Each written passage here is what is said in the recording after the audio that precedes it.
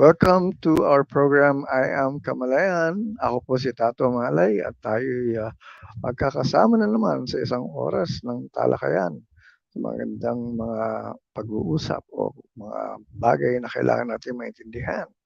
At tulad ngayon, meron akong isang topic na inihanda, no? Na dahil ito ay dulot ng isang, I would say, series of questions that were asked in the previous days na kung saan ay sinagot ko ito isa-isa pero I answered only through one sentence bawat question. So nabitin yung mga nakikinig sa akin kasi para bang yes, I was giving the kind of answer naman na I would say exact na kailangan talagang banggitin. Pero yung iba ay gusto pang malinawan. Kaya lang ginawa ko 'to sa TikTok, kaya TikTok kasi limited ang kanila, yung time, eh. So, sabi ko, okay siguro gagawan ko na lang ng special program ito at naisip ko nga dito nga sa gabing ito o sa araw na ito ay aking, ah, pag-uusapan uli itong mga questions na tinanong sa akin na kung saan ay I will give more elaborate answers, no? Well, as I've said, have an open mind kapag kayo ay nakikinig sa akin dito sa Kamalayan dahil a lot of things that I discuss here are things that I would say controversial, mga bago sa pag-iisip. Actually, hindi naman talaga siya controversial. Parang bago lang ang dating kasi. Kaya akala nyo para bang ano ba yan? Ah, baka ba yan? Tama ba yan o hindi? May ganun ba? Kasi nga, kumbaga parang panibago sa pandinig. So parang asiwa ang dating. Pero sa totoo lang, if you hear my answers, you will really discover that it would make sense, no? Itong mga bagay na ito. At ito ay importanteng kailangan nating, I would say, pag-usapan, no? So, I will, start from, maraming questions to, I think, mga 20 questions to, pero siguro kalahati lang ang makapag-usapan natin for today, no? So, tanungan natin ano sa akin nga, where does violence come from? Saan magaling itong mga bagay na kung saan ay yung dahas, yung mga sakit or yung to do harm to others. Saan ba nagagaling yan? Natural ba yan sa tao? At sabi ko nga, I gave only a specific answer during that time when I was asked that question sa TikTok. No? And I said, it all comes from unhappiness. Basically, doon talaga ang punot-dulo ng mga ganitong bagay na pangyayari na mga violente, mga kung saan yung mga karumal-dumal, yung mga nagpapatayan, yung mga nagkakasakitan, no? Ito ay dulot ng mga bagay na kung saan ay ginagawa ng mga taong hindi masaya sa kanilang buhay. Kasi kapag masaya ka wala kang iisipin na manalakit ka ng kapwa or yun na nga, papatay ka or whatever. No? So, kailangan pag-isipan natin ito. Sa totoo lang, marami tayong ginagawang mga reaction na hindi natin namamalayan, tayo pala ay nagiging hindi masayahin na. Hindi tayo nagkakaroon ng peace of mind at kung saan ay parang galit tayo sa mundo. So, pag ganyan, ang tendency natin is for our thoughts to manifest into actions. And so, when it would manifest into actions, ang kalalabasan niyan violence. So, dyan ang isang pananaw, no? Siguro may ibang reasons, no? Psychological, whatever the answers that we can get from other people, from professionals. Pero sa kamalayan, yan ang aking gustong i-emphasize. All right, so there's another question here. what is better than being good? Ano ba yung ibig sabihin being good? Ba, magpakabait tayo, dapat hindi tayo gumagawa ng mga masasamang bagay, sumusunod tayo. So basically, yes, we know what we should be doing in our life. Pero yun lang ba ang kailangan nating gawin? To be good? When you say good, para bang wala naman akong ginagawang masama eh. So, okay lang ako. I mean, buhay ko ayos lang. Pero is that all? So, the question, maganda yung question eh, what is better than being good? And the answer sa Kamalayan na sinasabi nga namin palagi is, at least be good for something. Ha? At least, saan ka ba? Yun na nga, if you're good, what are you good at? Saan ka magaling? Yan ang ating i-emphasize. Hindi yung wala kang gagawin dahil papakabait ka lang, wala kang ginagawang perwisyo sa iba. So, yun lang ba ang kailangan? Pero siguro nga, ito nga mas magandang kasagutan. Why don't you become good for something? What are you good at? Pag malaki mo yan, well, pwede yung ipagyabang. But most specifically, you have to actually express it. You have to do something that is good. Hindi pwedeng wala kang ginagawang kabutihan eh. Basically, that's the only thing that we need to do in this world, to do something good for other peoples. I mean, other people, for other persons. Of course, to us as well. We cannot forget ourselves. We have to also be good to us, to ourselves.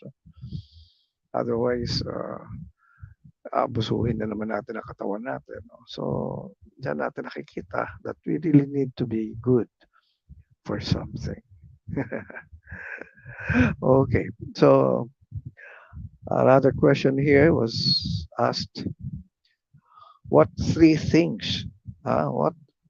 three lessons should we teach our children? Well, marami tayong gustong ituro sa mga bata, sa mga kabataan.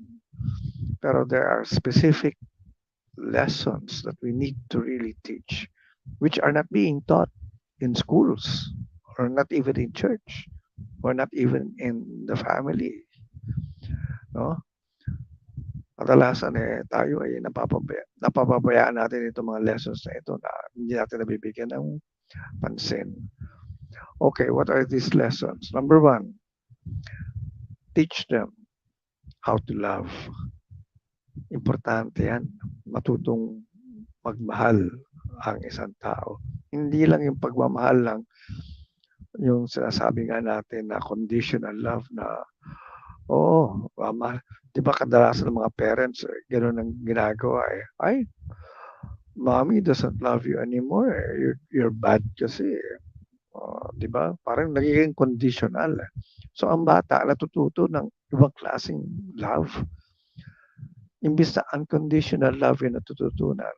Conditional eh. Para bang merong threat. Sige, hindi na kita mahal. Ganyan. Di ba? So, dyan tayo natututo na yung isang klaseng pagmamahal ang ating mas natatanggap kaysa yung unconditional lover. Because it wasn't actually expressed to us or it wasn't shown to us. Bakit natin kailangan maintindihan ito? Na ito yung dapat natin ituro sa mga bata. Unconditional love.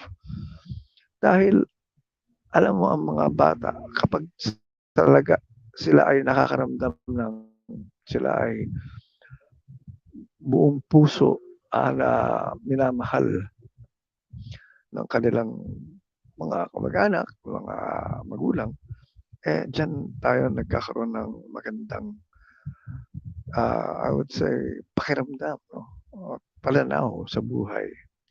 Nagiging maganda.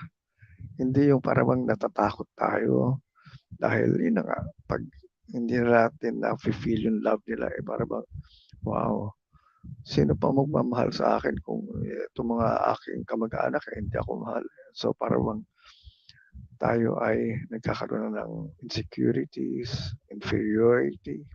Ang dami tayong problema as a result of that. So we need to really teach children unconditional love. Like what God is doing for us, loving us unconditionally.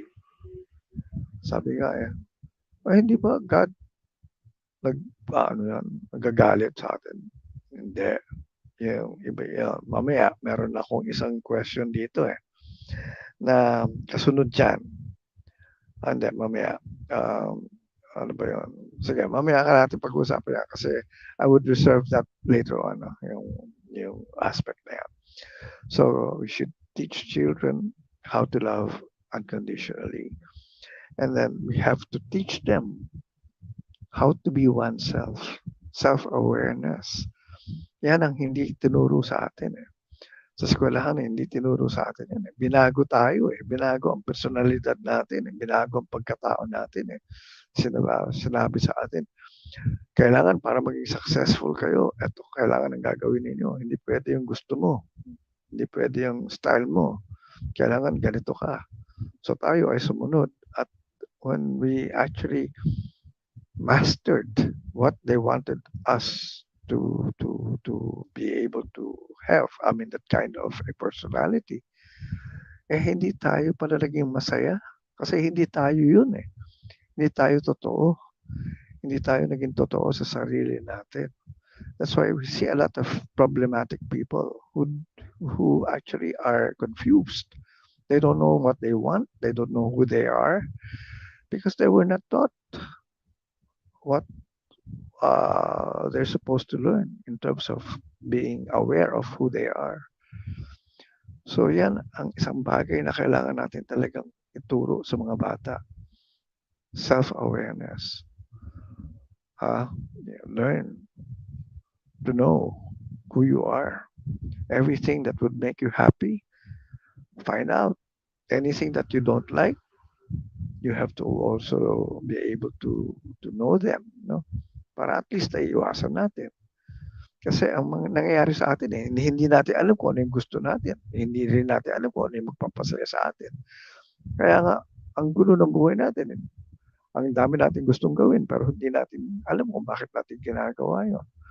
Bili tayo ng bili ng mga maraming gamit, mga maraming bagay. Akala natin magiging masaya tayo sa pagkabili ng bagay na yun. Tapos, after just 1 day, 2 days, wala na. Parang hindi ko yata, kamali yata ako dun Well, yun nga. Kasi nga, hindi natin kasi kilala ang sarili natin. Ano talaga yung mga magpapasaya sa atin. Hindi natin alam. So, we should really be able to teach children who they are when they're still very young and encourage them to become what they want to be, not what we want them to be. Yan ang ginagawa natin Binabago natin yung buhay nila Gusto natin sundin tayo may sarili buhay yan So, doon natin nakikita why our society is like this. Bakit ang daming awayan, siraan, gamitan, dahil we don't know who we are. So yan, So teach children how to be oneself.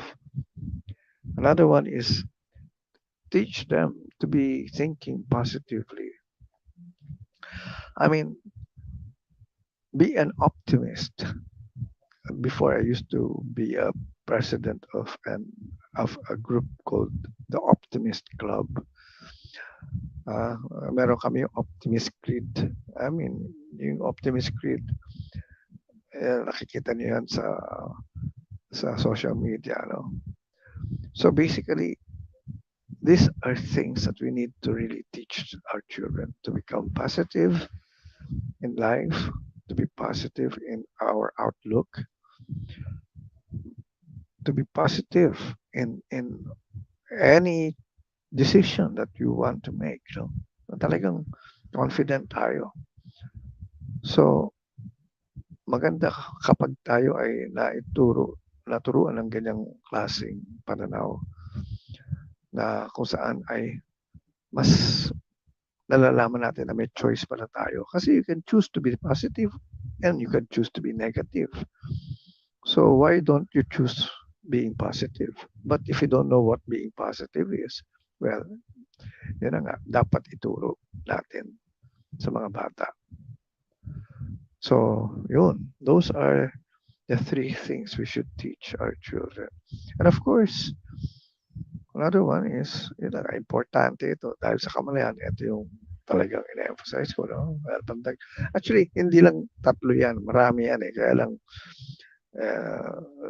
limited yung oras natin. So, nililimit ko lang sa tatlo. Pero, sisingit ko na yung isa pa na importante rin. Although, it belongs to another question na nasagot ko eh. But, another lesson that we should teach our children is that it is our consciousness that creates our reality. Kasi pag yan natutunan ng mga bata na ang kamalayan pala nila ang nag-create ng mundo nila. Alam nila ngayon kung anong gagawin nila sa buhay nila. How?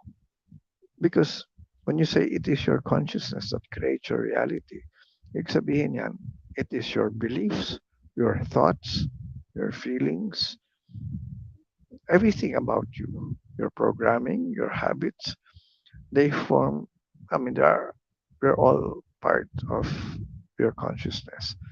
So, all these things may interplay yan sa ating kamalayan.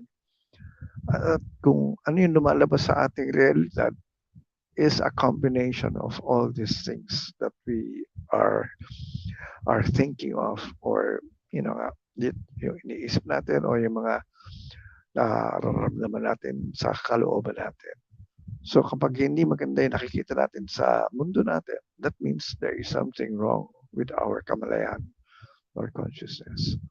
So we have to know all these things. We have to teach our children that they can really correct themselves by,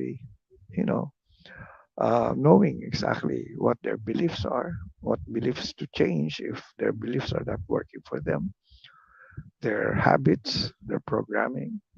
So yeah, no, importante. So let's go to another question. Why do you get angry? Bakit daw tayo nagagalit? Natural ba yun na magalit tayo? Well, kung tayo ay hindi nakakaintindi nitong magandang sagot na ito ay yes. Ang tendency natin is magalit. Pero kung ito nga yung sagot kasi ang answer dito is you have surrendered kasi your control of your feelings to somebody else. Kaya pag helpless ka at akala mo ay wala ka nang magagawa at yun na nga, gusto mong isang bagay na mangyari pero parang yun na nga, hindi nangyari at tapos ang dating yung pakiramdam mo hindi mo na nakokontrol, no? Para bang nauudyok ka. Yeah, siguro the right word is nauudyok ka ng iba.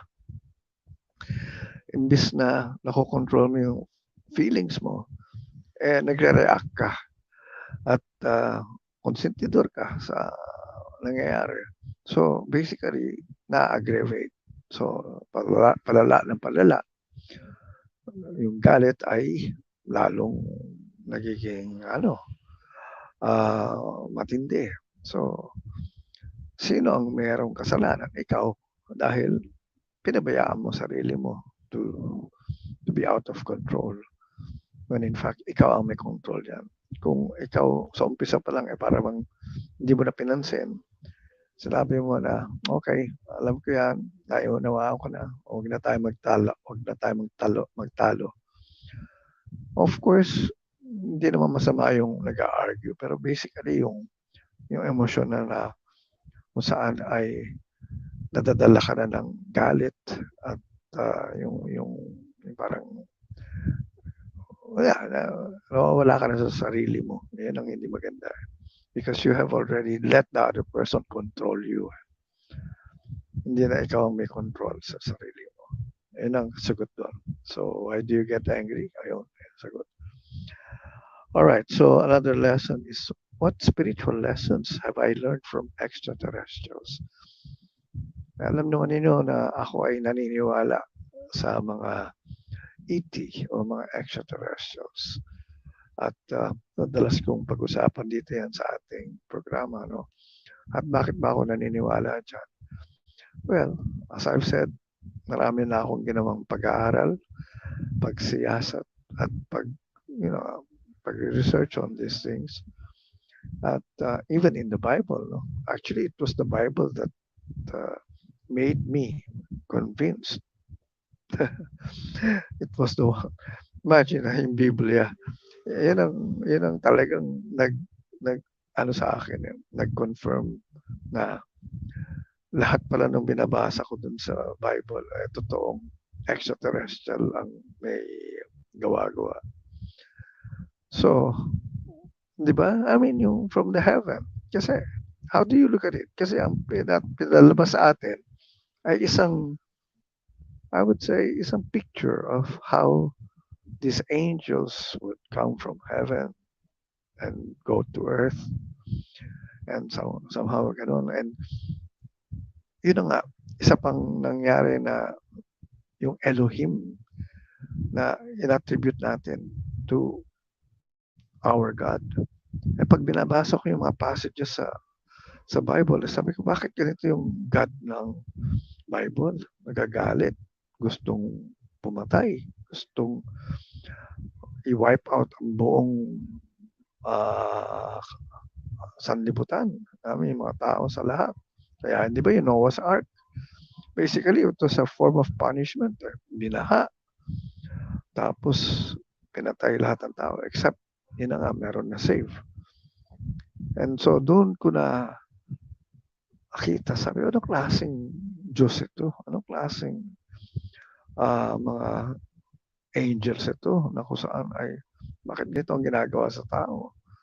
Until, yun na nga, na-discover ko, hindi pala tao. Well, they're like us. Kasi, di ba, let us make man in our image and likeness. So they are like us.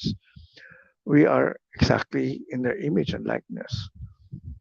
So who made that? Who made us? Extraterrestrials. We were made in their image and likeness. So yan ang mga bagay na kailangan natin maintindihan. So I will not touch more. I will not talk about that lengthily right now because marami pa tayong ibang questions. Pero as I've said, I've been talking about that in my previous programs. But I can talk about that in the future again. No? All right. And so, ang tanong is, what spiritual lessons? Hindi ko pa pala nasasagot yung tanong eh. What spiritual lessons did I learn from these extraterrestrials? Number one, I learned that we exist forever.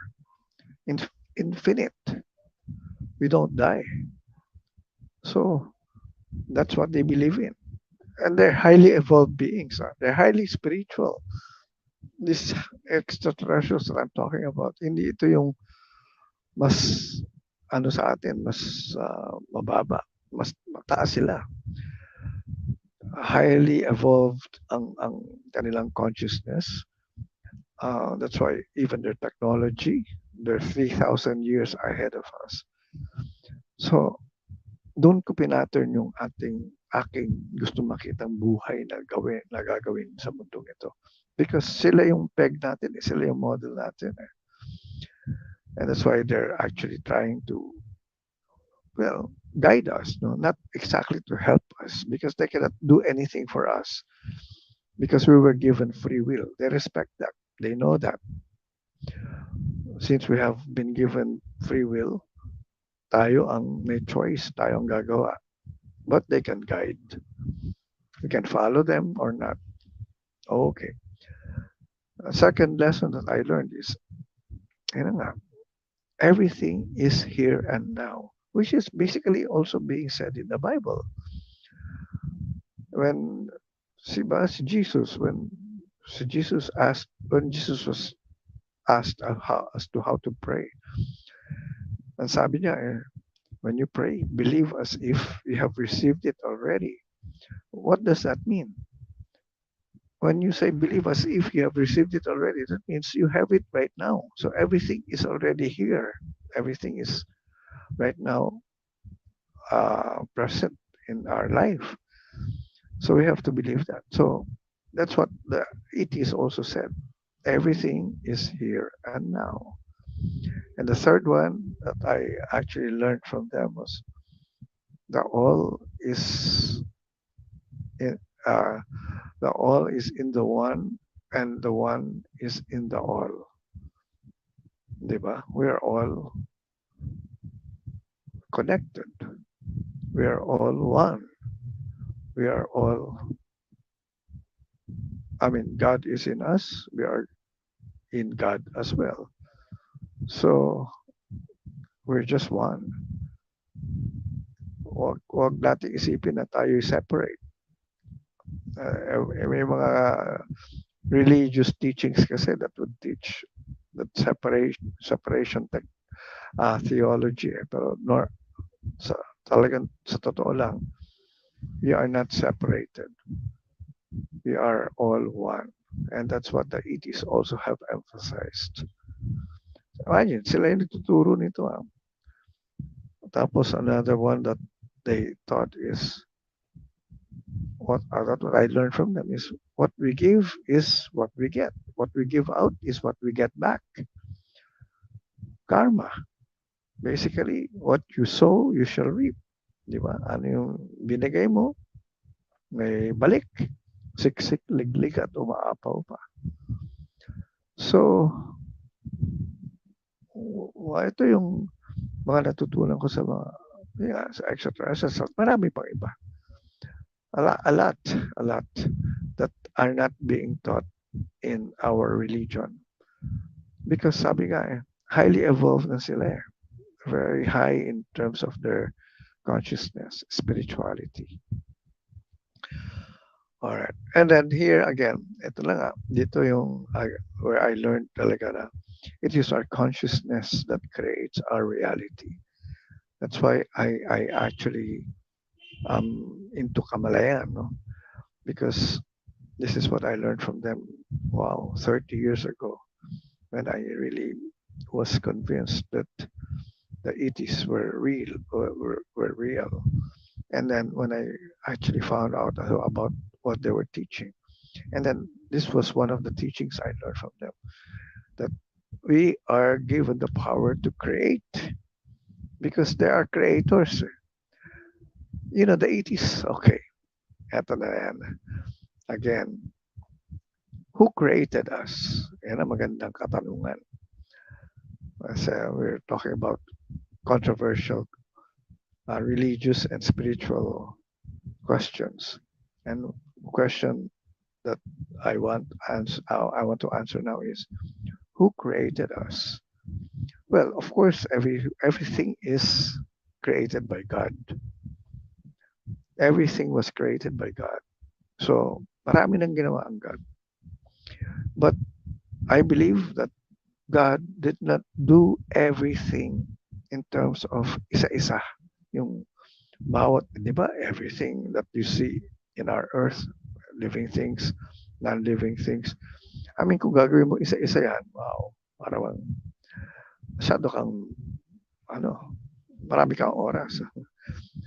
But again, yes, God created everything. He is a creator.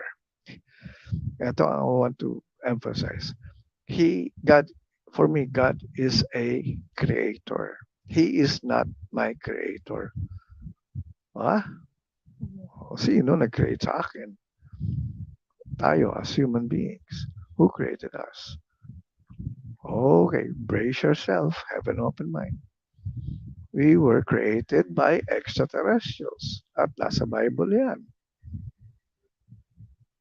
Yun na nga Elohim. Elohim is basically a name of a group of extraterrestrials. They were one of the early or I would say advanced early, extraterrestrials who created a lot of, you know, planets, the living things in every planet. They were the ones who created it. So even human beings. Kaya nga, yung when they said, let us, I mean, imagine, ang word sila, let us make man in our image and likeness. Ibig sabihin, una-una, let us. So marami sila nag-uusap. Let's do something. Let's create man in our image and likeness. Kasi if you talk about God, we don't know how God looks like. But if we are around referring us to how we look like, and we have this image and likeness, so saan natin siya i-attribute? So we look like them. Although siguro merong variation. No? That's why nga, di ba, when we also saw the images of angels, they look like human beings, pero they were made of light. May glow. So basically tayo ay condemned. Ganun din. All right. So, yun na nga. Those are the spiritual lessons I learned from. Not only this, but marami pa. Pero at this point, lang gusto kong emphasize. These are the lessons I learned from extraterrestrials. Okay, next question. Number 7. Where did the negative attitude of people come from? Yan, maganda ito. May connection ito sa pinag-uusapan natin sa extraterrestrials. Where did the negative attitude of people come from? Ito. The negative attitude of people came from their negative concept of God. Their negative concept of God. Bakit? Ano yung negative concept of God? That God is a punishing God. That God is a vengeful God. That God is an angry God. Diba? I mean, if you believe in that kind of a God, nagagalit ang Diyos, nagpaparusa,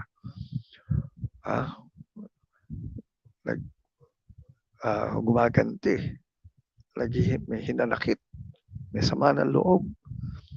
So, yan natin nakuha yung negative attitude natin in that belief that we have that kind of a negative concept of God. Pero saan ba talaga galing yung ganyang klaseng image of God? Yung konsepto na yun na nagagalit, nagpaparusa.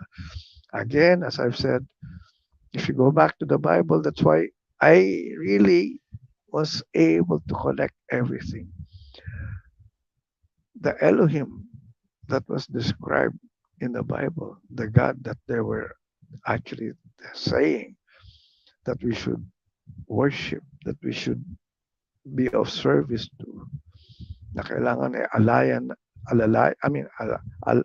mag-alay tayo ng mga kwan.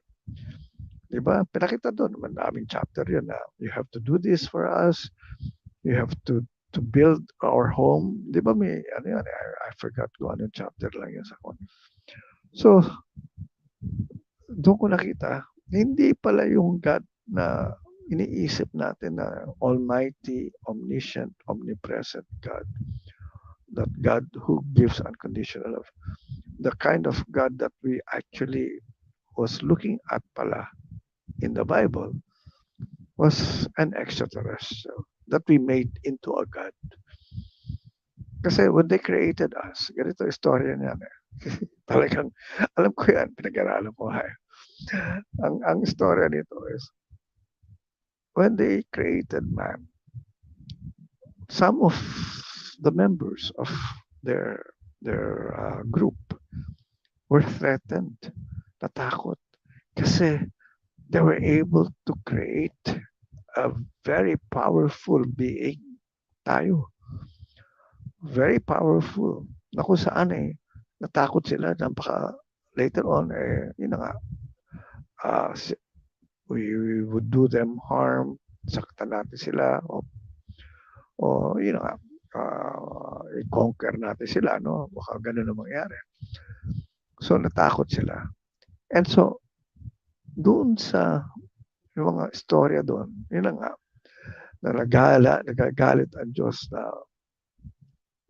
pag hindi kayo sumunod, ito ang gagawin ko sa inyo.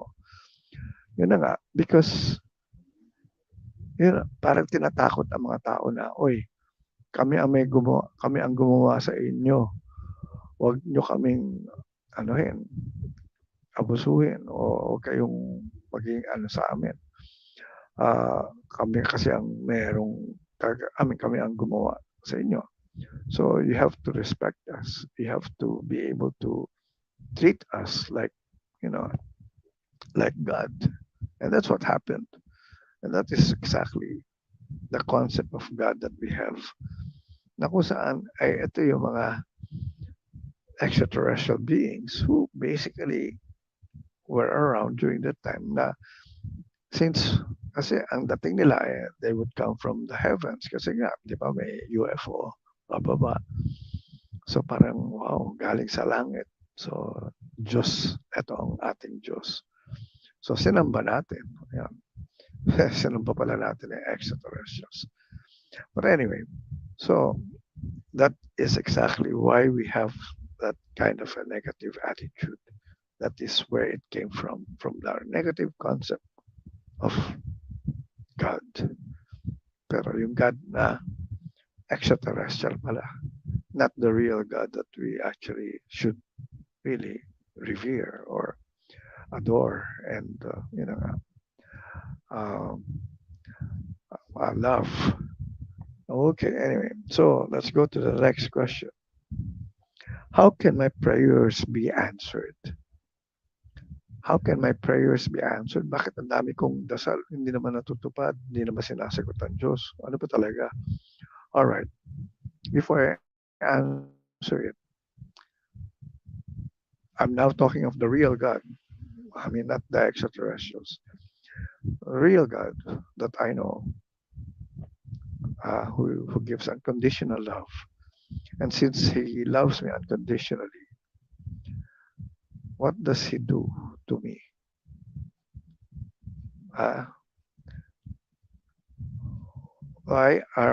Kasi ang talong dito is, how can my prayers be answered? Sa totoo lang, God always says yes. Walang hinihindian ang Diyos sa lahat ng gusto natin. Because God gave us free will in the first place. Whatever you choose, whatever you want, yeah, okay. That's what you want. That's what you want to do. That's your choice. And since I gave you free will, I cannot take back. I cannot take it back. Hindi ko pwede sabihin, hindi mo pwede gawin yan. That's why nga, nung nakikita ko na ang daming pagbabawal doon sa commandments, so sabi ko, hindi ito yung Diyos na nagbigay ng free will sa atin. Because when we were given free will, it's all up to us. And so, why do I believe that really God gave us free will? Kasi kay Jesus na rin. Yung parable ni Jesus na about the prodigal son. Di ba? And look at the father. Yung father. Anyway, di ba yaman nga yung father? Yung anak, yung who we call the prodigal son, asked for his inheritance. Sabi niya, gusto ko nang umalis. Akin na yung aking mana. I want to live a life separate from you. Ano ginawa ng tatay? Sinabi ba na, hindi pwede. Sinabi ay, uy, sige, no problem. Ayan na, so yun na yan. Walang sinabi na, wag mong ubusin, wag mong gastusin kung saan-saan lang. Walang ganun eh. The father just gave everything to the son. Umalis yung anak. Nagpakasaya, nagpakasasa, and enjoy yung buhay niya. Ginamit lahat yung kayamanan niya naubos. At nung naubos, wala na siya, nagutom, wala siyang choice. Except, sabi niya, babalik ako sa tatay ko. Tatay ko, nasa kanya lahat. And hingi na lang ako ng tawad. Parang gano'n, no? Sabi niya. So, umuwi siya. Bumalik. At pagbalik niya, nalaman ng tatay na pabalik siya. Malayo pa sa bahay. Sinalubong na niya sa daan yung anak niya. At ano ang ginawa? Sinabihan yung mga kasama sa bahay niya. Labas lahat ang mga magagandang damit. At bumalik na kasi yung aking anak. At lahat ng mga masasarap na pagkain, iluto dahil nagugutom ang aking anak. Tapos nung nakita yung mag-ama, niyakap niya,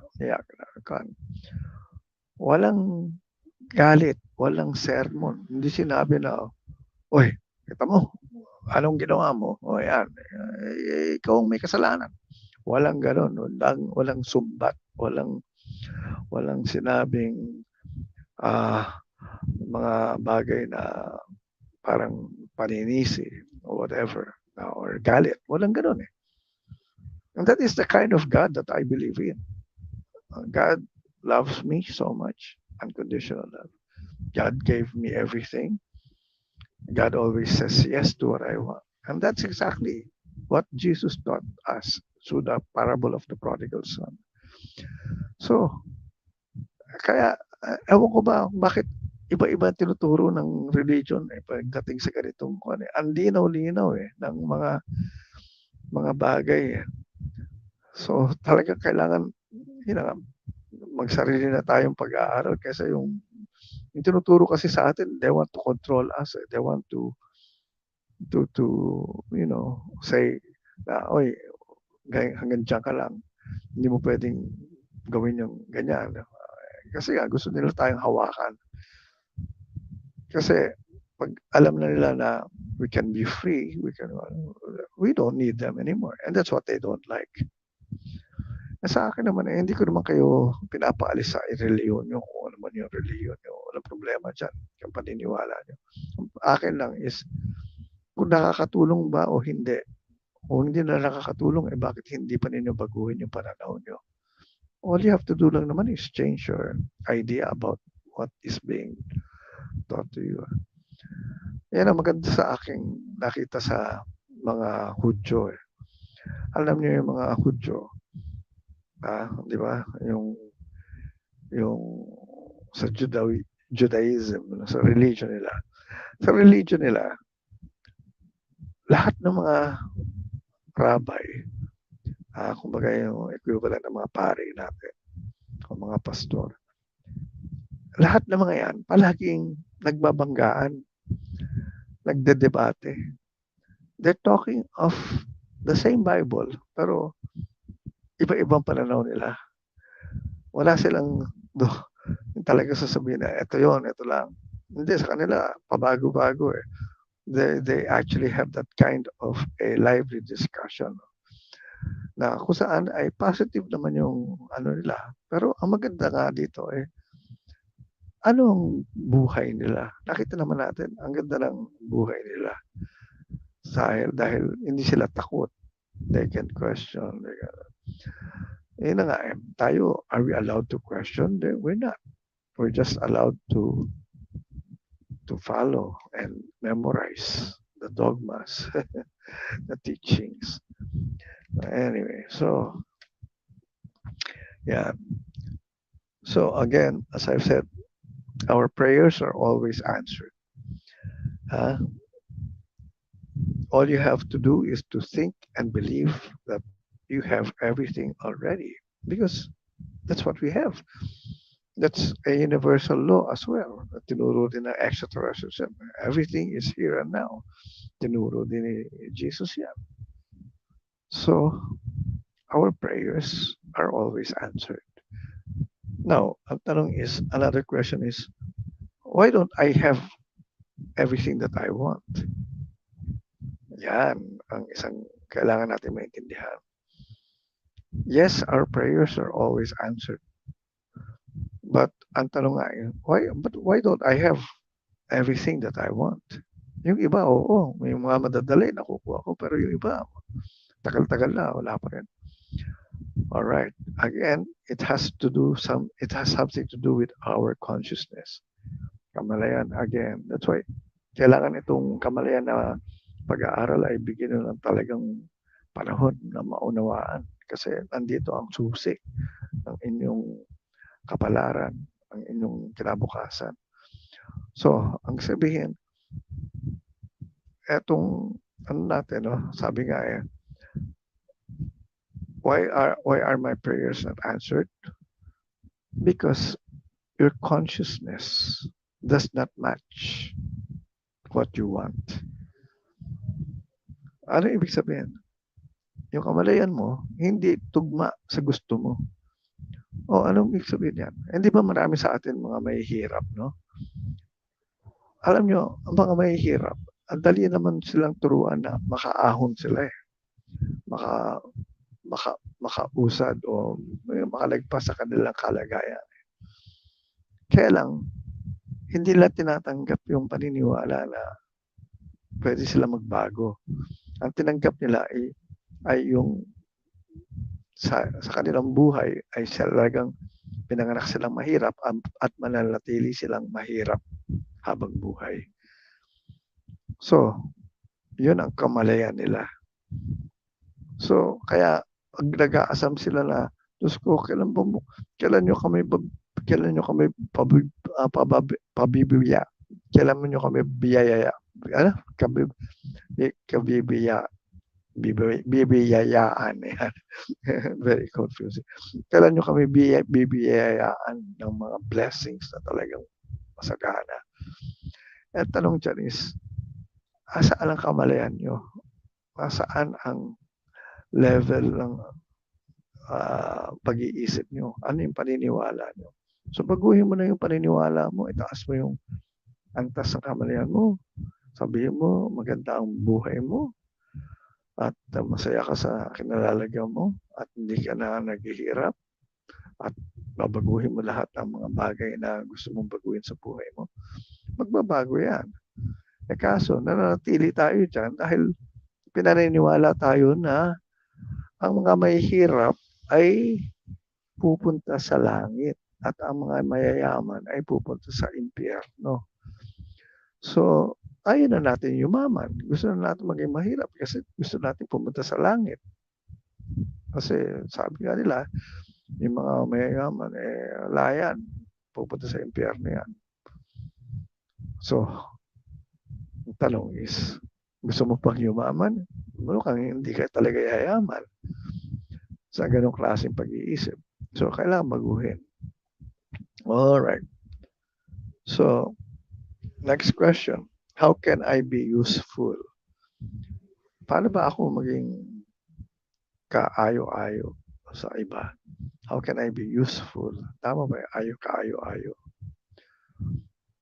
Well, you can only be useful by supporting other people, helping other people, sharing what you know, teaching people what you can teach in terms of what you know. Ano pa? Marami tayong di ba? That we can do to other people, no? Mahalin natin sila. At yun na nga, when it comes to being useful, what are your talents? Ano ba yung mga kakayahan mo? Develop them. Yan yung isang bagay na hindi natin ginagawa kung minsan. Sabi natin, kasi wala na, nalipasan na ako ng panahon. Ito kasi yung ginawa ko, nakalimutan ko na itong mga ibang kakayahan ko. So, sayang. Kasi ang dami pa palang pwedeng gawin Hindi mo na-discover na kaya mo pala. Alright. So, next question. Okay, maganda ito. Naniniwala ba kayo sa mga affirmation? Yung mga, di ba, yung mga naniniwala sa mga The Secret? Kasi ako naniniwala dyan. Okay, but I actually believe in one affirmation that I used. Ang tanong sa akin, what golden affirmation did I use to travel the world for free and have a lot of beautiful love relationships? Travel the world for free. Ibig sabihin, walang pera akong ginamit. Hindi ko ginawang mag-raise ng malaking amount of money to be able to travel the world for free. All I did was to use this affirmation. Napakalakas ito, affirmation na ito sa buhay ko. And it changed practically everything in my life because of this affirmation na pinaniwalaan ko. And what is that affirmation? And this is what we call the golden affirmation. I can have any and every experience that I decide to have. I will repeat. I can have any and every experience that I decide to have. If we analyze word for word, I, sino yung I? Ako, can, kaya, I can have, I can acquire, I can, you know, accumulate, I can experience, I can have it, no? Magkaroon. I can have any, kahit ano man yan. Mahal man yan, kaya ko yan. Or mura, or whatever. Any, at kung saan man yan, kalayo, or sa kabilang dulo ng mundo, whatever. I can have it. I can have any and every, whatever it is that I want, and every experience, every experience. Remember, I wasn't talking of money. I'm not talking of the lack of money here. I was looking at the experience that I would get, I would have when I am actually doing it. So I would always think of the experience that I am already now looking at, that I am enjoying at the moment, not in the future, but in the present. So, kunyari, travel. Okay, ito, ginawa ko ito, Switzerland. I looked at a certain picture of a certain hotel in Switzerland, which looked like a castle. And then it was my friend who showed it to me. And I saw myself there, standing in front of the door of that hotel. At na-experience ko na kaagad in the present. Before going to Switzerland, wala pa. It was siguro mga a month before I went to Switzerland. But during that time when I was looking at the picture, I was already enjoying that particular photo of that hotel.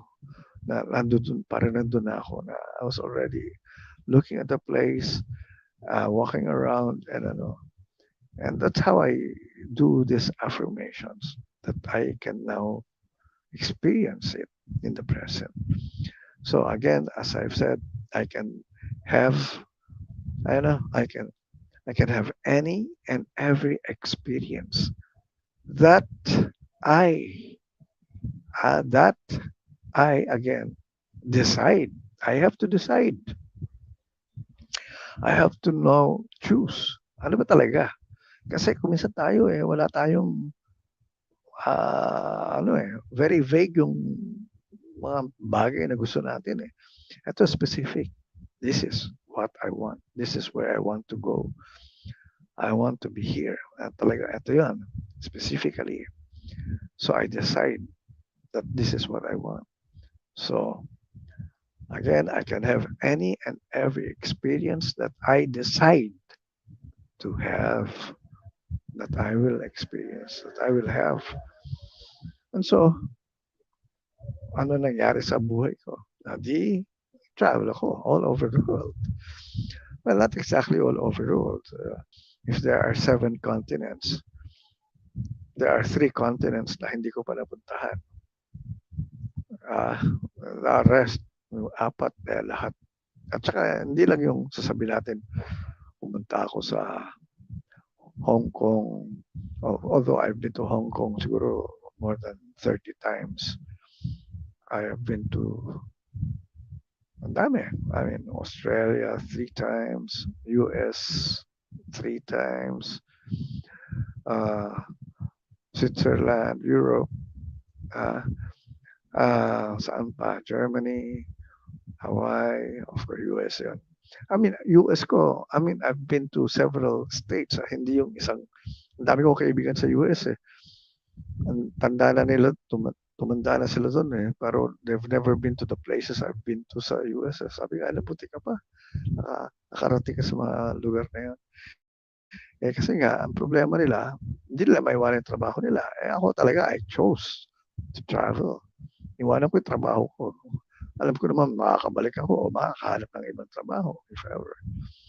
Eh tayo, kapit sa patalim kasi. Ay nako, wala akong time. Eh, akala mo lang. Hindi mo kasi, problema mo, hindi mo alam kung anong gusto mo eh. Kaya hindi mo ginagawa. Eh ako, alam ko yung gusto ko. Kaya, nagawa ko. Yan ang aking sikreto sa buhay.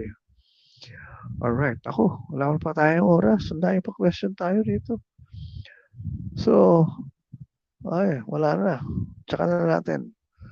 We will not anymore touch on the other questions. Ay, ito, pero,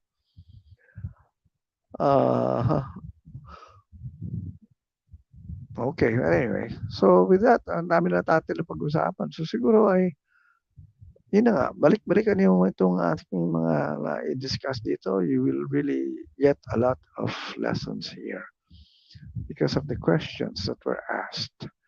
And these are very important things to really learn. So with that, I'd like to say thank you. Magandang kamalayan again to everyone. At sana ay palagi kayong tumatangkilik sa ating programa. No?